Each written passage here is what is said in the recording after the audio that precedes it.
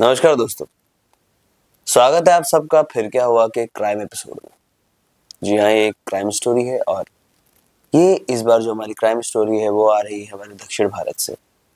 दक्षिण भारत में एक जगह है एर्नाकुलम। उस एर्नाकुलम में उस डिस्ट्रिक्ट में एक जगह है पेरम्बलूर नाम की और इसी जगह पे पेरियार नाम की एक कैनाल यानी कि छोटी सी नदी सी बहती है जो कि मैन मेड होती है।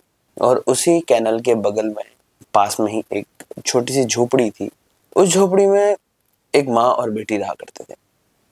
माँ का नाम था राजेश्वरी और बेटी का नाम था जिशा। फाइनेंशियली ये लोग काफी कमजोर थे। जो आंटी थी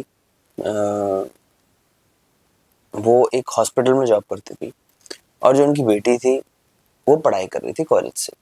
और जिशा पढ़ाई लिखाई में भी काफी अच्छी थी। हर माँ बाप अपने बच्चों से उम्मीद करते हैं कि वो पढ़ लिख करके या अपने भविष्य में कुछ अच्छा काम करके उनकी आर्थिक स्थिति को ठीक करें। तो वो भी वही सोचती थी कि हमारी बेटी पढ़ेगी लिखेगी और हमारी जो ये गरीबी है इसे दूर करेगी। तो डेट आती है 28 अप्रैल 2016, 20 अप्रैल 2016। ये जो राजेश्वरी नाम की जो आंटी थी ये अपने घर आती है ऑफिस वर्क के बाद। कुछ शाम का 8 बज जाता है। अपने घर के दरवाजे को खोलने की कोशिश करती हैं। तो अक्सर क्या होता है ना, छोटे शहरों में अंदर से लोग लॉक लगा देते हैं। तो जैसे ही अपनी बेटी को खटखटाने के लिए दरवाजा खोलती देखती है दरवाजा खुला हुआ है। अब जैसे ही दरवाजा खुलता है, क्योंकि अंदर से लॉक लगा होना चाहिए था, वो उसको समझ में नहीं आता और उस समय इत्तेफाक ये था कि लाइट भी गई हुई थी। तो वो खटखटाने की कोशिश करती है, दरवाजा खुल जाता है और लाइट नहीं थी तो कुछ दिखता नहीं उन्हें कि भाई क्या हो गया। वो आवाज लगाती है अपनी बेटी को लेकिन सामने से कोई रिस्पॉन्स नहीं आता। फिर वो अंदर जाती है और जो बत्ती नहीं होती जो लाइट से जलाते हैं वो जलाने की कोशिश करती है और जलाने के बाद घर में रोशनी होती है। तो घर के अंदर का जो चीजें होती हैं, जो नजारा होता है, ये देख करके राजेश्वरी जी की हालत खराब हो जाती है और इनकी चीख निकल जाती है। वो चीखते हुए घर से बाहर आती है। उसका रीजन ये होता है कि जो उनकी बेटी होती है जिशा, देखती है कि वो रोशनी में जैसे ही लाइट होती है वो देखती है उनकी बेटी जमीन पे पड़ी हुई है जो कि नग्न अवस्था में है और उसकी डेथ हो चुकी है। और इतनी बुरी तरह से ब्रूटल डेथ हुई थी उसकी, किसी ने हत्या की थी कि जो आंतें होती हैं, इंटेस्टाइन होती है, जो अतड़ियाँ, वो पेट से बाहर निकली हुई थी। अब राजेश्वरी जी इतनी तेज चिल्लाती हैं तो ऑब्वियस सी बात है जो उनके पड़ोसी थे उनको आना ही था। तो एक अंकल थे पड़ोस में, जस्ट उनके बगल में रहते थे, वो दौड़ते हुए आते, देखते क्या हो गया। तो जब वो लाइट लगाते घर की तरफ तो ये नज़ारा देख करके उनकी भी हालत टाइट हो जाती है। तो बिना किसी देरी के ये फटाफट पुलिस को बुलाया जाता है। तो एर्नाकुलम पुलिस वहाँ पहुँच जाती है। साथ ही साथ क्योंकि एक मर्डर केस था तो फॉरेंसिक टीम भी आती है, टेक्निकल टीम आती है, सब लोग आते हैं और जिसकी जांच होती है प्राइमरी जो होती है वो वहीं से शुरू हो जाती है। अब जहाँ पर जब पुलिस तफ्तीश करती है इस जगह की तो उन्हें एक धारदार हथियार मिलता है और एक शराब की बोतल मिलती है, क्योंकि जिशा की बॉडी को पोस्टमार्टम के लिए भेजा गया था। अब कुछ घंटों के बाद या कुछ टाइम के बाद, जो एक्चुअली टाइम लेता है प्रोसेस पोस्टमार्टम रिपोर्ट का, तो पोस्टमार्टम रिपोर्ट आती है जिसे देख करके पुलिस वाले भी दंग रह जाते हैं। दे वर कम्प्लीटली इन शॉक, क्योंकि उसमें आता है कि जिशा को, लड़की को, जानबूझ करके जबरदस्ती शराब पिलाई गई थी। और ये भी रिपोर्ट आती है कि जो मर्डरर था उसने 38 बार यानी कि 38 टाइम्स जिशा को स्टैब किया था और वो इतना ब्रूटली स्टैब किया गया था कि उसके इंटेस्टाइन तक बाहर आ गई थी। साथ ही साथ पोस्टमार्टम रिपोर्ट में ये था कि उसके जो प्राइवेट पार्ट्स होते हैं वहां भी चाकू से हमला किया गया था। और ये सब करने से पहले उस जिशा नाम की बेचारी मासूम लड़की के साथ समझ जाइए क्या हुआ था। बोल नहीं सकते, यूट्यूब वाले बैन कर देते हैं वर्ड को डिटेक्ट करके। तो शारीरिक जो गलत चीजें हो सकती थी वो की गई। तो we can say that this case was directly a physical abuse plus murder, sexual abuse plus murder का ये केस था। अब पुलिस वाले भी इसमें अपनी तरफ से इनपुट जो कर सकते थे वो कर रहे थे, बट पुलिस वाले इतने सीरियस नहीं थे इस केस को लेकर के। उसका रीजन था कि केरला में उस समय इलेक्शन का दौर चल रहा था एक्चुअली इलेक्शन के प्रेशर की वजह से पुलिस वाले नहीं चाहते थे कि एक केस जो इतना ब्रूटली किया गया था वो सबके सामने आए, सबके बाहर आए और उसका इम्पैक्ट इलेक्शंस पे हो या अशांति फैले, इसलिए पुलिस वालों ने इस केस को दबाने की कोशिश की।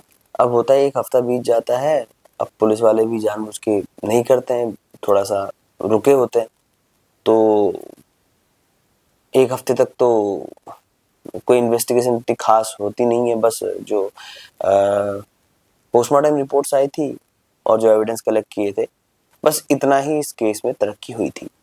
अब यहाँ पर इत्तेफाक ये होता है कि जो अपोजिशन के लीडर्स होते हैं उन तक ये बात पहुंच जाती है। तो अब जो पॉलिटिकल पार्टीज होती हैं वो हर चीज को अपना हथियार बनाने की कोशिश करती हैं। इसी बहाने क्या होता है कि ये जो केस होता है सुर्खियों में आ जाता है और बहुत सारी महिलाएं होती हैं जो कि प्रोटेस्ट करने लग जाती हैं, वी वांट जस्टिस फॉर जिशा इस नाम से, ताकि इस लड़की का केस सीरियसली लिया जाए। अब अपोजिशन वाले जो होते हैं वो ये मुद्दा लाते हैं कि देखिए इतना बड़ा ब्रूटल केस हो गया, जो अभी करंट गवर्नमेंट है इनके राज में इतना बड़ा केस हो गया और ये लोग कुछ नहीं कर रहे हैं, दबाने की कोशिश की जा रही है, तो इस तरह की अटकलें होती हैं। तो नहीं, जो केस होता है मीडिया में आते जाता है बार बार, और उस समय सोशल मीडिया का उतना हाइप नहीं था, but still there was some, लेकिन प्रेशर तो क्रिएट हो ही जाता है। तो ये थोड़ा सा सरगर्मी में आ गया, थोड़ा केस वायरल हो गया, तो थोड़ा सा ये हाई प्रोफाइल केस बन जाता है। तो फिर जब इतना प्रेशर आता है लोगों का, प्रोटेस्टर्स का, तो पुलिस वाले भी इस केस को थोड़ा सीरियसली लेते हैं और इन्वेस्टिगेशन फिर से स्टार्ट हो जाती है। अब यहाँ पर एक एसआईटी यानी कि स्पेशल इन्वेस्टिगेशन टीम का गठन किया जाता है, जो और पुलिस वाले इस केस को थोड़ा सीरियसली लेते हैं। तो स्पेशल इन्वेस्टिगेशन टीम जिसका गठन किया गया था इस केस की परतें खोलने के लिए, वो ये बताती है कि हमें जो जगह थी क्राइम की, वहां से एक बॉटल मिली थी और एक चाकू मिला था, और उन दोनों में फिंगरप्रिंट्स थे जो कि मैच हो रहे थे, यानी कि चाकू और बोतल वाला इंसान एक ही था। और यहाँ पर जो जीशा लड़की थी उसके नाखूनों से कुछ टिश्यू सैंपल मिले थे, यानी कि जिस समय जीशा के साथ ये सब घिनौना काम हो रहा था उसने अपने आप को बचाने की कोशिश भी की थी, तो होता ना प्रोटेक्शन में उसने नोचा होगा, तो उसके कुछ फ्लैश टिश्यू जो थे सामने वाले के उसके नाखून में थे, तो उससे डीएनए का जो सैंपल था वो मिल गया था। अब इतने सारे सबूत थे, इतनी सारी, बस उनको पता करना था कि कातिल है तो है कौन, बस यही पता करना था। तो सबसे पहले वो जो उनकी माँ होती है जिशा, उनसे एक लिस्ट मंगवाती है, कहते हैं कि आपको किस किस पर शक है आप प्लीज हमें बताइए। जो राजेश्वरी जी होती हैं पुलिस को एक बहुत लंबी लिस्ट बना के देती है, और कुछ गांव के लोग थे उस लिस्ट में। अब जिस जगह पे राजेश्वरी जी ने अपना घर बनाया था वो एक मतलब गवर्नमेंट लैंड थी, तो गवर्नमेंट लैंड पे उन्होंने घर बनाया था, जो वैसे तो इलीगल कहा जाए, बट ठीक है, बेचारी गरीब थी, तो कुछ समय के लिए टेम्परेरी उन्होंने किया था, तो कुछ लोग हटाना चाहते थे, उनका नाम था। कुछ 1-2 कॉलेज के लड़कों के भी नाम होते हैं जिनका विशा से झगड़ा हुआ था कॉलेज में, वो भी उनका भी नाम लिखती है। राजेश्वरी जी ने जिशा के साथ पढ़ने वाले 2-3 लड़कों के नाम भी लिखे थे जो कि उसको फॉलो करते थे।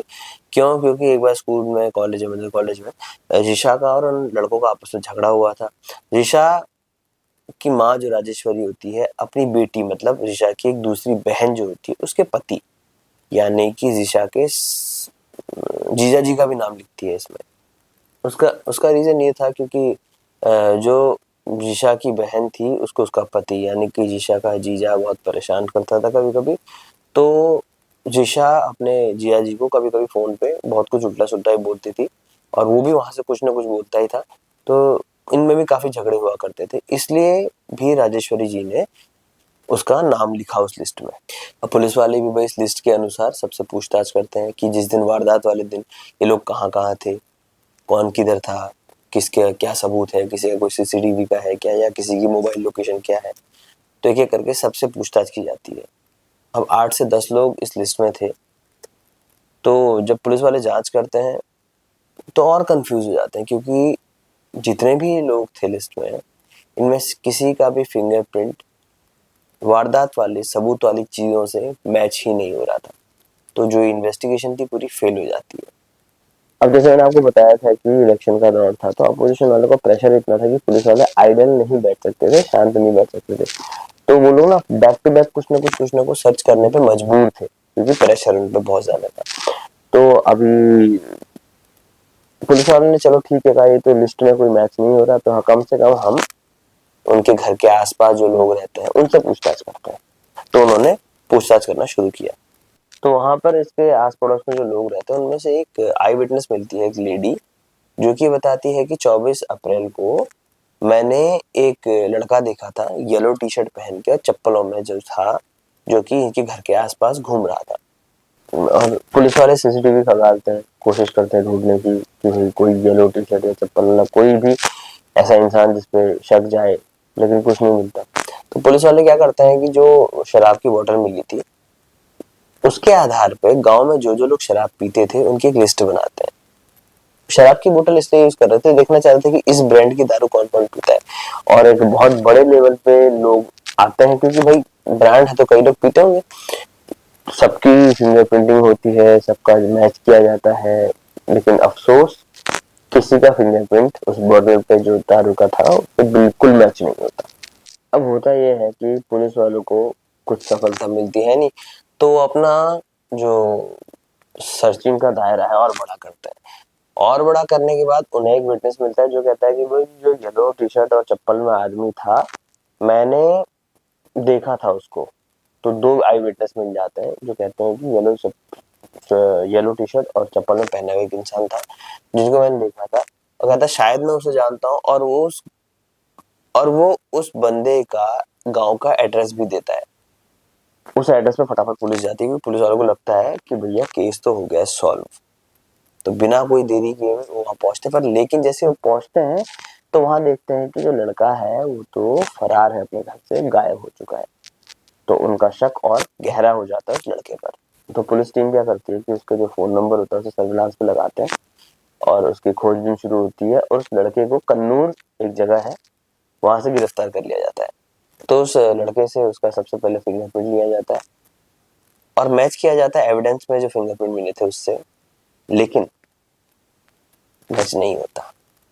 पुलिस वाले थोड़ा स्ट्रिक्टली इस लड़के से पूछते हैं, इसे तोड़ने की कोशिश करते हैं कि कहीं इसका ब्रेकिंग पॉइंट तो टूट जाए, लेकिन नहीं टूटता क्योंकि इस केस से उस लड़के का कोई लेना देना सच में नहीं था। अब पुलिस वाले परेशान हो जाते हैं कि यार कौन हो सकता है, क्योंकि उनके पास कुछ भी आइडिया नहीं था कि कौन था। तो पुलिस वाले ना गांव में ही और लोगों से तफ्तीश करने के लिए लोगों के घर में जाना शुरू करते हैं। तो उन्हें शक होता है एक और लड़के पे। गांव वाले बताते हैं कि जो ये लड़का था वो कॉलेज के टाइम से ही जिशा नाम की लड़की का पीछा करता था। पुलिस वाले राजेश्वरी जी से भी पूछते हैं कि क्या ऐसा ऐसा था, ये लड़का पीछा करता था आपकी बेटी का, तो वो भी कंफर्म करती है हाँ करता तो था। पुलिस वालों का शक इस पर और पुख्ता हो जाता है। इस लड़के को फटाफट अरेस्ट किया जाता है, इसका फिंगरप्रिंट लिए जाते हैं और इसके फिंगरप्रिंट मैच नहीं होते। और ये जो लड़की की टाइमलाइन थी, यानी कि दिन में कहाँ था, क्या था, किधर था, उसका लोकेशन निकालते हैं, वो भी वारदात के अकॉर्डिंग मैच नहीं हो रहा था। अब जो इन्वेस्टिगेशन टीम होती है अपनी तरफ से पूरी कोशिश करती है, क्योंकि भाई अपोजिशन लीडर्स का प्रेशर होता है, पॉलिटिकल प्रेशर, मीडिया का प्रेशर, और बहुत सारा प्रेशर होता है इस पे कि इस केस को एनी हाउ सॉल्व करना है। लेकिन जो टीम लगी हुई थी वो सॉल्व नहीं कर पा रही थी, क्योंकि उन्होंने अपनी तरफ से बेस्ट एफर्ट किया, लेकिन जो ओरिजिनल था बंदा उसके बारे में पता ही नहीं चल पा रहा था, क्योंकि किसी के भी लोगों के किसी के भी फिंगरप्रिंट मैच नहीं हो रहे थे। तो यहाँ पर क्या होता है ना कि पूरी एसआईटी टीम को ही चेंज कर दिया जाता है। अब भाई नई टीम का गठन हो जाता है। नई टीम का गठन होता है तो वो लोग ना फिर से सारे डॉट्स मिलाते हैं, कोशिश करते हैं इससे लिंक करने की कोशिश करते हैं, सब कुछ कोशिश करते हैं। तो ना पता चलता है गांव वालों से पूछताछ करने पर कि जीशा और उसकी माँ का गांव में एक औरत से और उसके बेटे से कुछ दिनों पहले, ये वारदात से कुछ दिनों पहले, एक भयानक झगड़ा हुआ था। ये झगड़ा इतना बढ़ गया था कि जीशा ने उस औरत की कंप्लेंट भी की थी पुलिस स्टेशन में। तो उसके रिकॉर्ड भी खंगाले जाते हैं और पुलिस वाले बिना देरी किए इस औरत के घर चले जाते हैं। अब यहाँ पर होता क्या है, पुलिस वाले जैसे ही तफ्तीश करने के लिए उनके घर पे पहुंचते हैं तो उन्हें पता चलता है वहां एक औरत और उनका बेटा रहता है और वो शराब पी रहा था। और वो वही ब्रांड की शराब थी जिसका बोतल ईशा के घर पे मिला था एविडेंस वालों को, सेम ब्रांड की बोतल। तो पुलिस वालों को बोतल देख करके लगता है भैया अब आ गया है जो क्रिमिनल हमारे चपेट में। अब पुलिस वालों को लगता है कि अब तो इसके फिंगरप्रिंट मैच हो जाएंगे, तो फटाफट वो उसको और उसकी माँ को उठा करके पुलिस स्टेशन लेके आते हैं। तो उन्हें पुलिस स्टेशन में जब पूछताछ की जाती है तो ये पता चलता है माँ और बेटा था जो बैठ करके शराब पी रहा था लड़का, उसका एक बड़ा भाई भी हुआ करता था जो कि जिशा से बहुत प्यार करता था, इसका पीछा करता था, उसको छेड़ता था। इसके खिलाफ जिशा ने पुलिस स्टेशन में एक बार एक कंप्लेन भी की थी। अब पुलिस में कंप्लेन की थी तो उस बात से वो लड़का इतना हर्ट हो गया था कि उसने खुदकुशी कर ली थी। तो पुलिस वालों को ये लगा कि शायद अपने भाई का बदला लेने के लिए ये जो लड़का था जिसपे शक था भी है, तो इन्होंने ही कुछ ना कुछ ऐसा किया है। अब यहाँ पर ना उस लड़के के फिंगरप्रिंट लिए जाते हैं, उसकी माँ के भी फिंगरप्रिंट लिए जाते हैं। उन्हें लगता है कि शायद ये दोनों इन्वॉल्व्ड हैं जिशा के मर्डर में। तो यहाँ पर जब जैसे ही फिंगरप्रिंट मैच करने की कोशिश होती है तो फिंगरप्रिंट मैच नहीं होता। इस तरह से इन्हें भी क्लीन चिट मिल जाती है। पुलिस वाले परेशान हो जाते हैं कि यार ये तो है ही नहीं, अब क्या किया जाए आगे। अच्छा, इस केस में सबसे अजीब सी बात ये थी कि जिस जिस पर भी शक था उन सबसे पूछताछ की गई थी, उनके डीएनए सैंपल लिए, उनके फिंगरप्रिंट्स लिए, पर किसी के भी मैच नहीं हो रहे थे। इसी बात को लेकर के पुलिस वालों ने जिशा के दोस्त, उसके कॉलेज की लड़कियां दोस्त, जो भी थे उसके आसपास जितने भी लोग हो सकते थे पॉसिबल, सबके फिंगरप्रिंट लिए और मैच करने की कोशिश की, लेकिन किसी के भी मैच नहीं होते।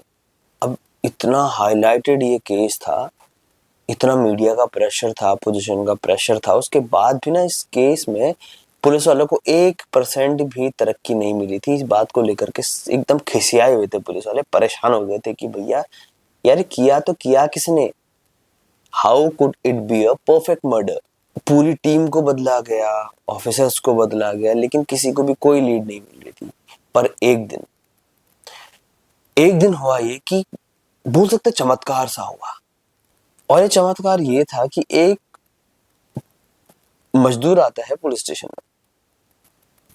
वो ये कंप्लेन करने आता है कि 28 अप्रैल 2016 से मेरा एक दोस्त है जो कि मजदूरी मेरे साथ किया करता था, वो गायब है।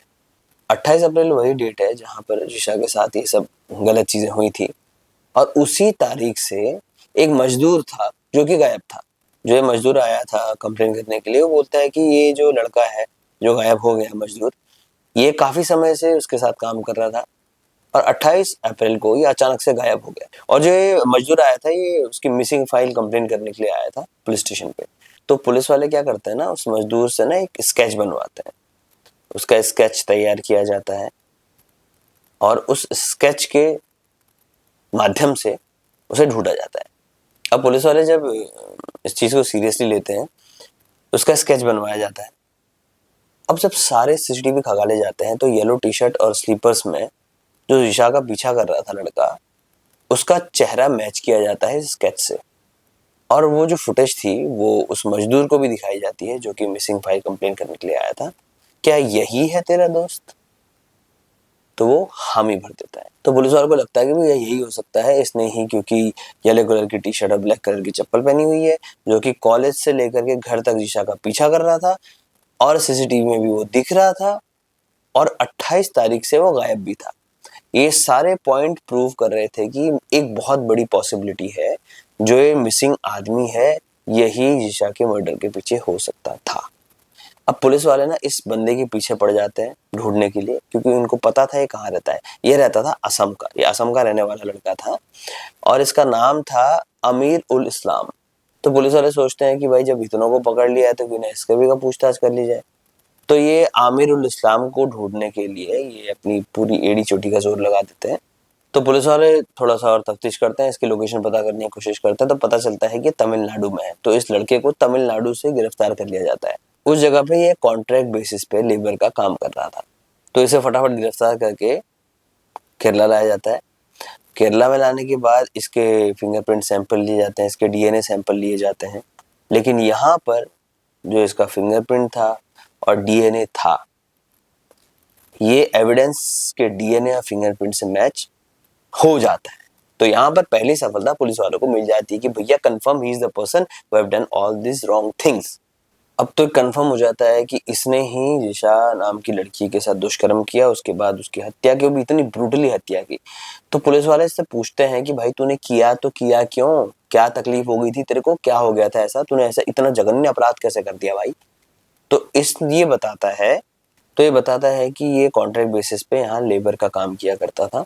तो जिस साइट पे ये काम कर रहा था उस साइट पे कई बार इसने जिशा को देखा था और ये एडमिट करता है कि मेरी जिशा पर बहुत पहले से ही गंदी नज़र थी।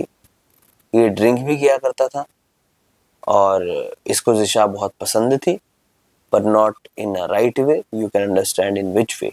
28 तारीख को भी इसने बहुत शराब पी थी और इसने उस दिन मन बनाया था कि आज मैं इसके साथ गलत काम करूंगा, वो सब करूंगा। इसने पहले से मन बना के रखा था। जैसे इसको मौका मिला इसने जिशा का पीछा किया। जो इसका साइट था, लेबर का साइट था काम करने का, वो जिशा के घर के आसपास का ही था।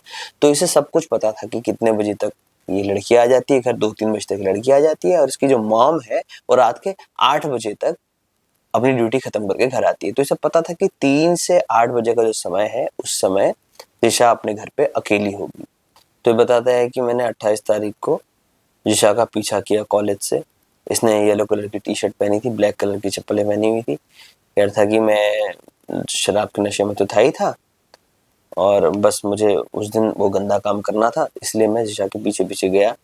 उसके साथ घर में अंदर घुस जाता है और ज़बरदस्ती करने की कोशिश करता है। ये अपने साथ ना वो जो चाकू मिला था वो और एक शराब की बोतल लेकर के आया था। तो ये क्या करता है, ये पहले जिशा को बहुत मारता पीटता है, इतनी बुरी तरह मारता है। तो लड़की, भाई स्कूल में पढ़ने वाली बच्ची और वो लेबर जिसके सख्त हाथ होते हैं, वो मारता है, वो बेसुध हो जाती है। तो वहीं बैठ करके ये ये गंदा घिनौना इंसान शराब पीता है। ये वहीं पर बैठ करके शराब पीता है। ये ज़बरदस्ती जिशा को भी शराब पिलाता है, उसके मुंह में शराब डालता है और दुष्कर्म करता है। तो जहाँ पर जिशा मना करती है, इससे लड़ने की कोशिश करती है, ये अपना चाकू जो लेके आया था घर से उसको उठाता है और 38 बार 38 टाइम्स जिशा को स्टैब करता है। सो 38 बार चाकू घोंटता है। ये आप इस इंसान की मानसिकता सोच सकते हैं कि इसने इतनी ब्रूटली स्टैब किया उस बच्ची को कि उसके जो इंटरनल ऑर्गन्स थे वो तक बाहर आ गए थे। और ये इतना घटिया और घिनौना इंसान था कि इसने उसके प्राइवेट पार्ट्स पर भी कई बार चाकू मारा। तो जब इसे कंफर्म हो जाता है कि जो जिशा है मर गई है, तो ये क्या करता है कि ये जो चाकू और बॉटल वहीं फेंक करके खेत के रास्ते निकल जाता है, जहां से 2 लोग जो एविडेंस थे जिन्होंने बताया था कि येलो कलर की टी शर्ट में हमने एक लड़के को देखा था, ये खेत के रास्ते निकल रहा होता है। ये बताते हैं कि 2 लोगों ने मुझे देखा था। तो पुलिस वाले सारे केस की चीजें जुटाते हैं, सारे एविडेंस जुटाते हैं। इसके खुद के जो स्टेटमेंट होते हैं वो रखा जाता है कोर्ट के सामने और कोर्ट इसे मृत्यु दंड यानी कि हैंग टिल डेथ का ऑर्डर देती है। और जो ये लड़का था इसने फिर अपनी अपील सुप्रीम कोर्ट में की है। फिलहाल ये केस चल रहा है और 10 साल के आसपास होने वाले हैं। अभी 25 चल रहा है, 9 साल हो गए, अगले साल 10 साल हो जाएंगे। सुप्रीम कोर्ट में ये केस चल रहा है। I hope and I wish कि जिशा को इंसाफ मिले, उसकी माता को इंसाफ मिले। जो सख्त से सख्त सज़ा हो सकती है वो इस इंसान को, इस घिनौने इंसान को मिले। एक एग्जाम्पल सेट हो ताकि समाज में कोई फिर से इस तरह की चीज़ें करने की सोच भी ना सके। बाकी इस कहानी से आपको क्या सीख मिली वो प्लीज़ मुझे कमेंट में बताएं। कैसी लगी आपको ये क्राइम स्टोरी? बहुत बहुत दर्दनाक थी वैसे तो, बट आपने इससे क्या सीख ली? आपको किस तरह से आपके आसपास क्या हो रहा है इसके लिए एकदम सतर्क रहना चाहिए। कमेंट कीजिए और मेरा चैनल सब्सक्राइब कीजिए। मैं इस चैनल पर बहुत सारी हॉरर स्टोरीज भी लेकर के आता हूँ, क्राइम स्टोरीज लेकर के आता हूँ, पॉडकास्ट लेकर के आता हूँ। अगर आपके पास कोई पर्सनल एक्सपीरियंस है किसी भी तरह का क्राइम या हॉरर का, तो प्लीज़ बी माई गेस्ट। मेरा नीचे नंबर दिया गया है, उस पर कॉन्टेक्ट कीजिए, मुझे व्हाट्सएप पे हाय भेजिए और मैं आपको अपने पॉडकास्ट में एज अ गेस्ट बुलाऊंगा। तब तक के लिए स्टे ट्यून्ड, अगला एपिसोड बहुत जल्दी आएगा। नमस्कार, थैंक यू।